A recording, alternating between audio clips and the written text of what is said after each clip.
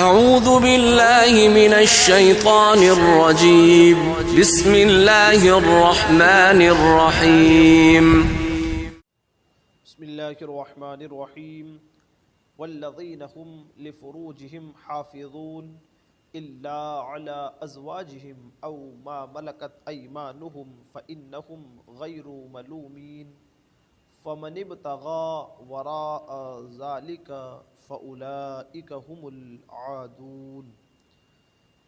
تو چونکہ سورہ مومنون کی ابتدائی 4 آیتوں کا ہم نے اور آپ نے ترجمہ اور تفسیر سماعت کی، جس میں بیان کیا گیا کہ سعادت مند اور نیک بخت ہوئے وہ جو ایمان لائے۔ اب ان کے پھر اوصاف بیان کیے گئے کہ ایمان والے اپنے اندر کون سی خوبیاں رکھتے ہیں اور کمالات رکھتے ہیں اور کون سی خوبیاں ان کے اندر ہونی چاہیے۔ اس پر تفصیلی کلام ہو رہا ہے کہ وہ ہر وقت اپنے رب کی بارگاہ میں خشوع اور خضوع کے ساتھ، خلوص دل کے ساتھ جھکنے والے ہیں، ساتھ اس کے بری باتوں سے بچنے والے ہیں۔ وہ غلط باتوں کی طرف نہیں جاتے، باطل خیالات اپنے دل میں نہیں لاتے، باطل خیالات سے بھی بچتے ہیں۔ اور ساتھ یہ بھی ذکر ہوا کہ قرآن مقدس نے یہ بیان فرمایا کہ وہ اپنے مالوں کی زکوٰۃ ادا کرتے ہیں۔ اور اس کے بعد کیا ہے؟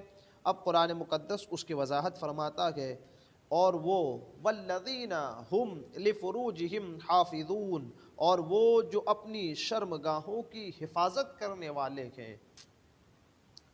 قرآن مقدس آگے ارشاد فرماتا ہے الا مگر علی ازواجہم او ما ملکت ایمانہم فانہم غیر ملومین، مگر اپنی بیویوں یا شرعی باندیوں جو ان کے ہاتھ کی ملک ہیں، پس بے شک ان پر کوئی ملامت نہیں۔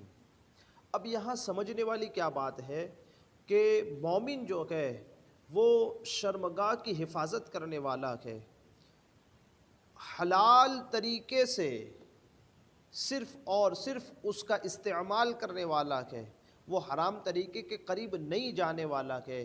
یہاں تک کہ مومنوں کی شان تو یہ ہے کہ وہ تو اپنے سطر کو بھی لوگوں کے سامنے نہیں دکھاتے۔ تو آج کل ہمارے وہ نوجوان جو ماڈرن کلچر سے تھوڑا سا اپنے آپ کو قریب کرنے لگے ہیں، وہ آج کل ایسے پاجامے وغیرہ پہنتے ہیں کہ جس میں ان کے گھٹنے نظر آتے ہیں، تو انہیں ان ساری باتوں سے پرہیز کرنا چاہیے۔ یہ مسلمانوں کا طریقہ نہیں، ایسا لباس اور ایسے کپڑے پہننا کہ جس کے ذریعے ہمارا اور آپ کا سطر کھل جائے، تو پھر یہ ضرور حرام کام کی طرف ہم جا رہے ہیں۔ اور مومن کی تو شان یہ ہے کہ وہ حرام کام سے بچتا ہے، اپنی شرمگاہ کی حفاظت کرتا ہے، ہر اس طریقے سے جو حرام ہے اس سے بچتا ہے۔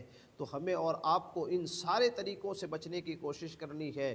حدیث پاک میں تو اس بات کو بیان کیا گیا ہے کہ جو شرمگاہوں کی حفاظت کرتے ہیں انہیں حضور صلی اللہ تعالیٰ علیہ وسلم کی زبان ترجمان نے جنت کا مژدہ سنایا ہے۔ نبی کریم صلی اللہ تعالیٰ علیہ وسلم ارشاد فرماتے ہیں کہ جو شخص میرے لیے اس چیز کا ضامن ہو جائے، اس چیز کی ضمانت دینے لگے کہ وہ یہی چیز کرے گا جو اس کے جبڑوں کے درمیان میں ہے، جو اس کے جبڑوں کے درمیان میں یعنی زبان کا، اور جو اس کے دونوں پیروں کے درمیان ہے یعنی شرمگاہ کا، تو میں اس کے لیے جنت کا ضامن ہو جاؤں گا۔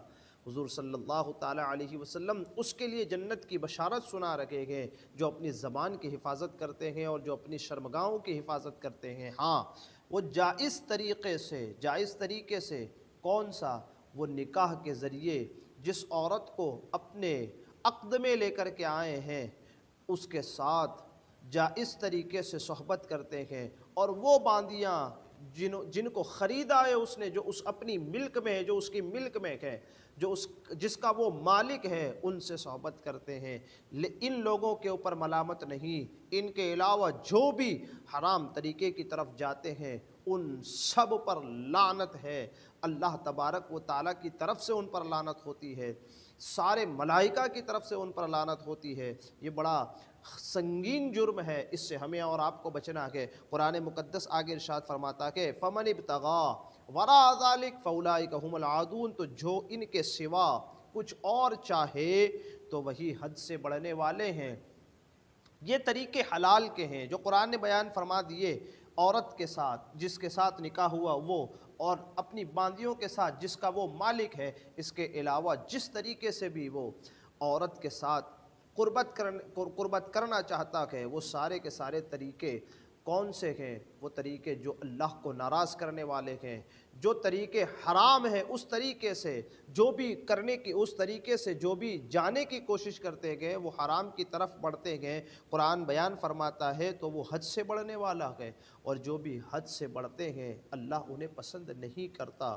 تو ان ساری باتوں کو اپنے ذہن میں ہمیں اور آپ کو رکھنا ہے کہ مومنین کی شان یہ ہے کہ وہ ہمیشہ اپنی شرمگاہ کی حفاظت کرتا ہے، اپنی زبان کی حفاظت کرتا ہے، اور ہر اس طریقے کو چھوڑتا ہے جس سے اللہ اور اس کے رسول نے منع کیا ہے، اور وہ طریقہ اپناتا ہے جسے اللہ تبارک و تعالیٰ نے کرنے کا حکم دیا ہے۔ نبی کریم صلی اللہ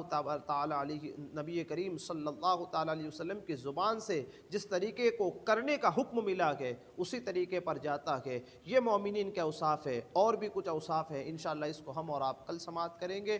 میرے کہنے آپ کے سننے میں آمدن سہون کوئی خطا ہوئی ہو، اللہ عز و جل اپنے حبیب کے صدقے اسے معاف فرمائے، علم و عمل کی توفیق عطا فرمائے۔ استغفر اللہ ربی من کل ذنب و اتوب